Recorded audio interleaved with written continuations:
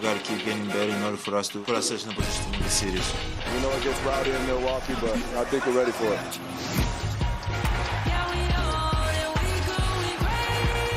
Antetokounmpo draws the foul, banks it home. He will not be stopped. He throws it down. Cameron Johnson. Giannis Antetokounmpo punishing the Suns back-to-back 40-point final games. Game court, we got to break it. We got to play together. We got to believe in our winning habits. We got to stay aggressive.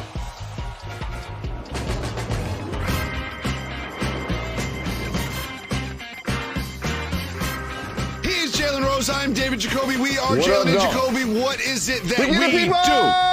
Yes. They want. We have an update on Aaron Rodgers' status with the Packers, but of course we start the show with NBA Finals Game 3 between the Suns and the Bucks, and Giannis Antetokounmpo was not to be stopped last night. Another dominant performance in the NBA Finals, this time in a win to get the Bucks to 2-1 in the series. Jalen, what did you think about the Greek Freak? Extremely dominant, historically, and Jacoby. So a lot of times, people try to look at the warts in Giannis's game. And like almost 95% of seven-footers, he's not an accurate three-point shooter. No. Like many seven-footers, he's not a great free throw shooter. He was making them last night, actually. He sped up his free throw routine. But other than that, he's like the perfect basketball specimen. I'm talking about his athleticism, his competitiveness, his leadership, but also his dominance. And so he does it in all facets. He does it defensively, guarding multiple positions. He does it offensively, driving left, driving right, playing on the left side of the floor, playing at the top of the floor, finding cutters, being an assist guy, getting DeAndre Ayton in foul trouble, returning from a hyperextended knee in game 1 that I didn't believe he was going to play, and have back-to-back 40-plus in 10 games. It's been incredible to watch Giannis, his agility, and his ability to be so very productive in these NBA Finals. The Suns have absolutely no answer for Giannis Antetokounmpo in this series, which is clear after scoring 42 in Game 2 and 41 in Game 3 in the win. But Jalen, you touched on something that I want to talk about. We're going to talk about the offense and how they can't stop him, but what he does defensively for this team is so important to their success. He is not just a rim protector, he's a rim protector and he's a guy who can guard on the perimeter. He solidifies this defense and keeps the Suns from getting to their spots and getting what they want, and we saw that in the play of Devin Booker last night as well. But Jalen, Giannis wasn't the only one contributing for the Bucks. Drew Holiday, who his name has been slandered for the past 3 days. He played well last night. What do you think about Drew showing up?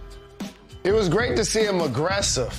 That's what I like to see. And the way he competes defensively, and he made a concerted effort to pick up CP3 full court. I like when he's aggressive offensively. Look at the step back three-pointer he made at the top of the floor. And then look at the one he made at the top on the left side early in the clock. He was playing in front of the chains, as they would say in football.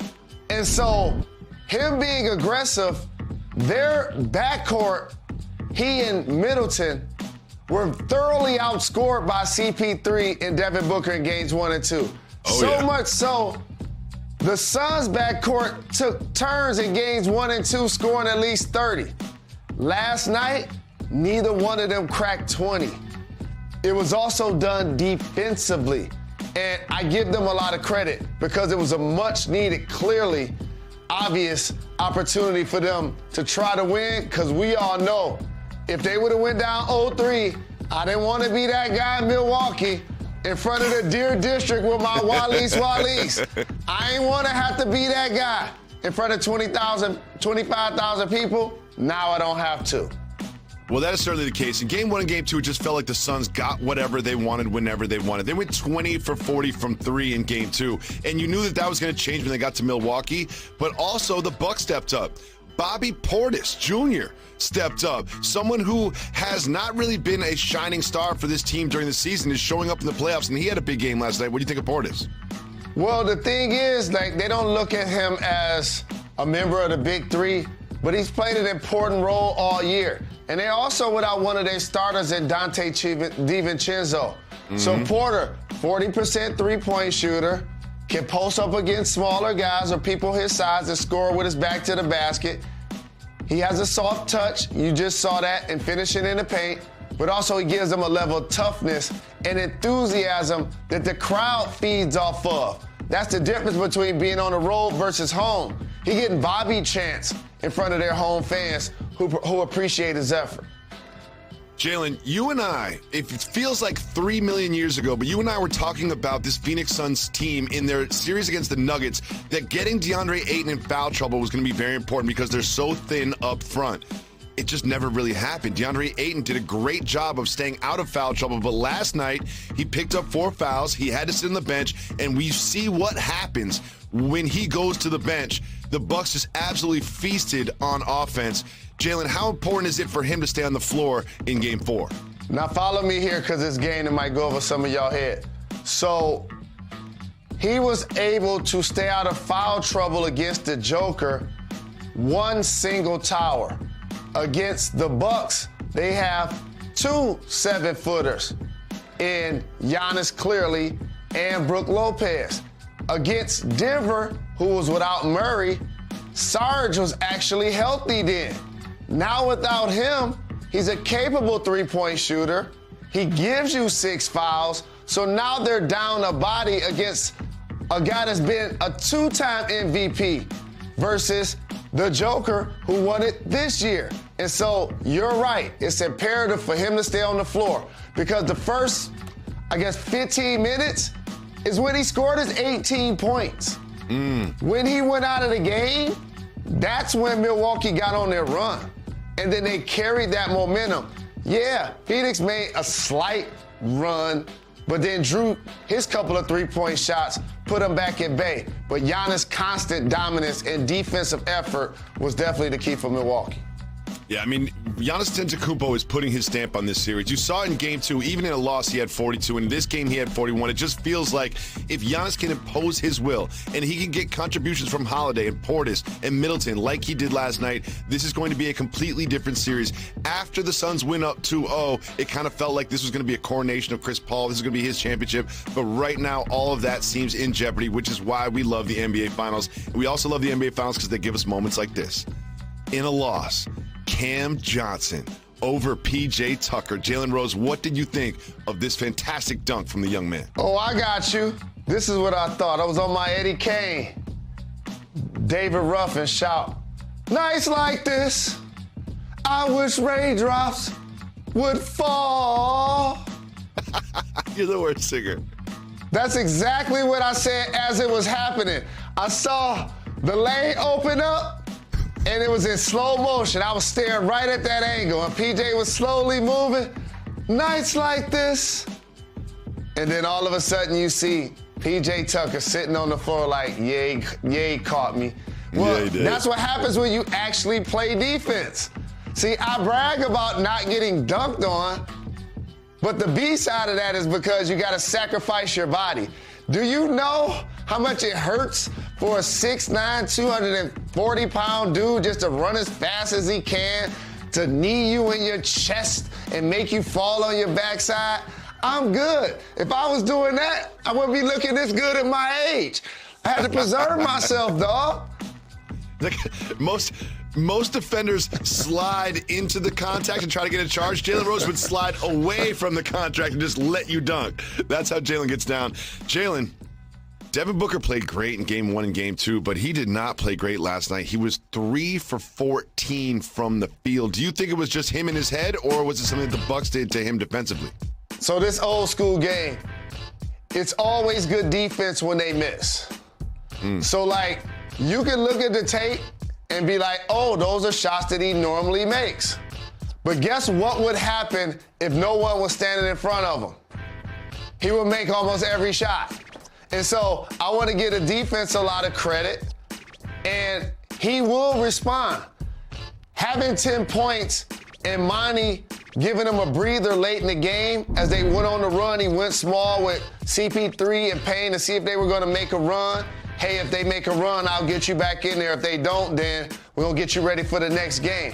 There was a level of fatigue that he's been playing their starters, heavy minutes, Ayton included, which probably attributed to some of his fouls. So I like how they used Booker late by letting him rest it out. I expect him to come back and respond. He's going to need to in the next game.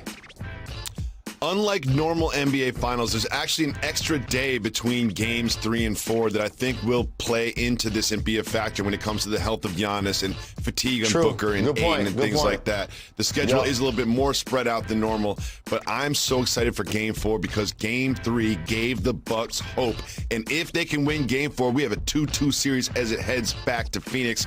We might even see a Game 7. The NBA Finals are so exciting. We're going to get back to them soon, but first, Aaron Rodgers has again spoken about his future with the Packers. And Jalen, you will not believe where your former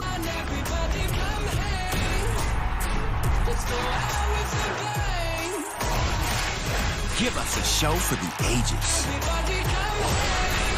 The 2021 T-Mobile Home Run Derby, tonight at 8 on ESPN. Over the years, I gradually started taking care of myself, so that's why I decided to go with Candid and straighten my teeth, give me a little bit more confidence. I talk all day long at work. They didn't even realize that I had the aligners in, so it was great. The very first picture that I saw when I didn't see that tooth staring back at me, so that made me feel really good and felt more confident smiling in pictures. Straighten your teeth with Candid Clear Aligners and get the smile you want, guaranteed. Tell us about your teeth at candidco.com. Sports fans are gearing up at Fanatics.com, the world's largest collection of officially licensed fan gear. From all the leagues, teams, and players you love. Shop now and get today's special offer. Fanatics.com, officially licensed everything. Why do we sign every Stearns & Foster? Because each one is so artfully constructed with quality craftsmanship and luxurious materials for stunning design and indulgent comfort. Stearns & Foster, a mattress that looks as good as it feels.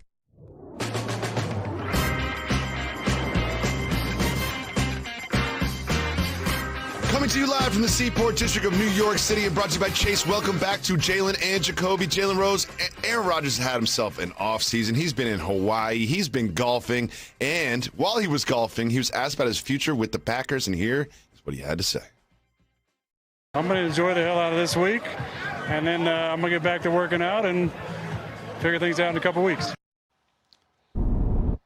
Jalen, he says he's going to figure things out in a couple weeks. I have him playing week 1 for the Packers. What do you think this means about his future in Green Bay? I think I got a great social idea for Aaron Rodgers. When he gets back to playing with his teammates, he should recreate some of those vacation photos with his wide receiving group. That'd be dope, right? They just recreated some of those photos. But David Jacoby said it, and I agree with my brother. I believe that he's going to come back and play with the team week 1. And for those that say, what did it mean for him not to be with the team, for him to come back and actually play with the team? You're missing the whole point.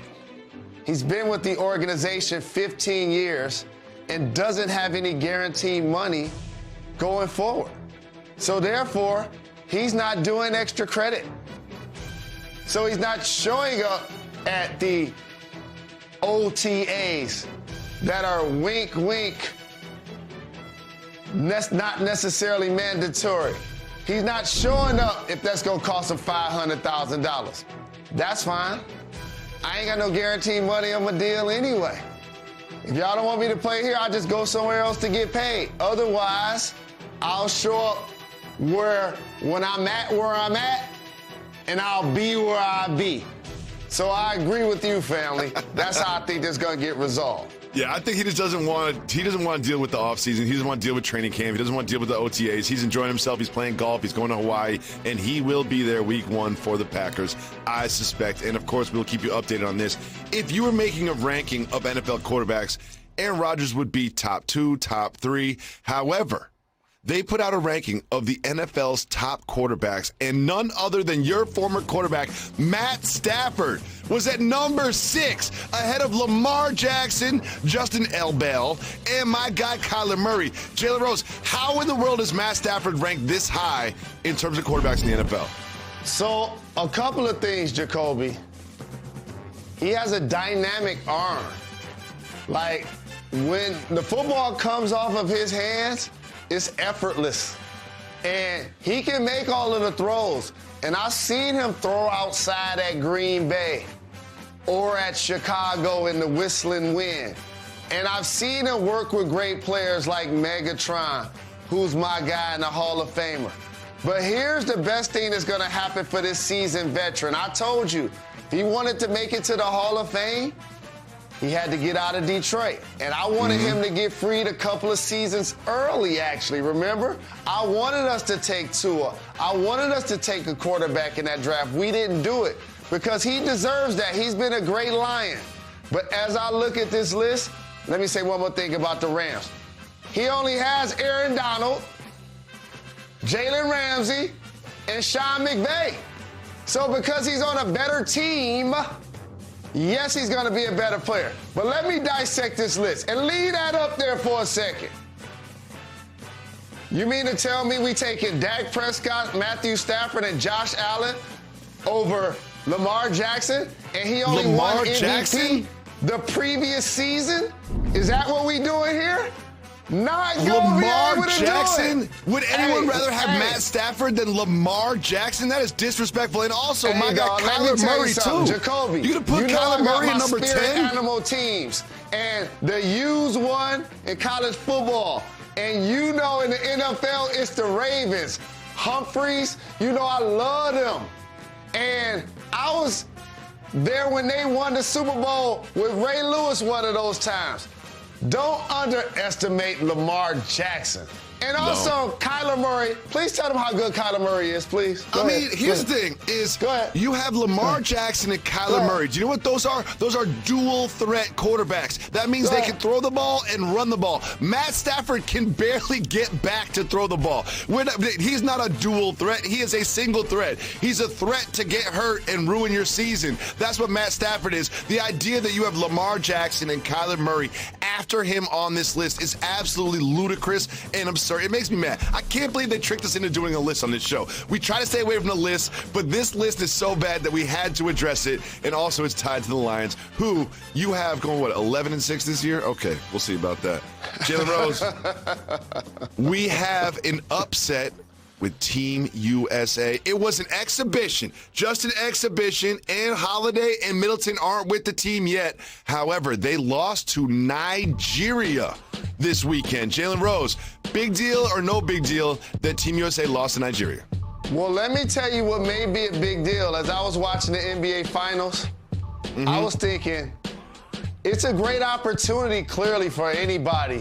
I would have loved the opportunity to play for Team USA, to get that chance. If you Drew Holiday, if you Middleton, but also if you Devin Booker. And when I saw what happened at the end of the game, the first thing I thought, if I was them, I would probably punt on going. Because either you win or lose, it's going to be a short off season. We're going to get the regular NBA clock back in October, and we just played 2 compressed NBA seasons, one in a bubble with the play-in, and then one a 72-game schedule. And the other thing I took away from this, because we still getting a gold medal, I'm not even tripping on it, is that we're not invincible anymore.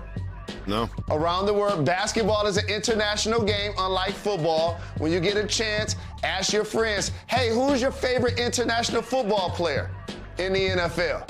And then do the same thing with the NBA. The NBA is a global game. But my final takeaway is why there were multiple job openings this offseason and Mike Brown didn't get an interview. Mike Brown didn't talk to anybody about it. You know what I'm saying? That's another thing I took away. Please continue. He did a great job guiding this Nigerian team to a win against Team USA, which was significant. Jalen Rose, Shohei Ohtani is going to compete in the home run derby tonight. And let me tell you something. I've never been a huge home run derby guy, but I will be watching tonight as Shohei Ohtani again puts on a show. He has 33 home runs, and we're just at the All-Star break. What do you think about this young phenom in the home run derby tonight? I got you, Shohei. No different than Giannis. I ain't about to be trying to pawn you off to the Yankees or the Red Sox or to the Dodgers. You're the greatest prospect I've seen with my own two eyes personally since Barry Bonds. And he can't strike people out. I remember watching Barry Bonds play in a playoff game, I believe, and the bases was loaded, and they walked that man. They walked him. They walked that man. And look at those pitching stats. Look at those hitting stats. It's up there with the most powerful hitters in the history of baseball. Extremely impressive. I'll be watching. Shohei Ohtani is a star on the rise. However, a star that is falling from the sky is Conor McGregor in the UFC, who had tough weekend. We'll talk about his future in the fight game right after this. You're watching Jalen Jacoby.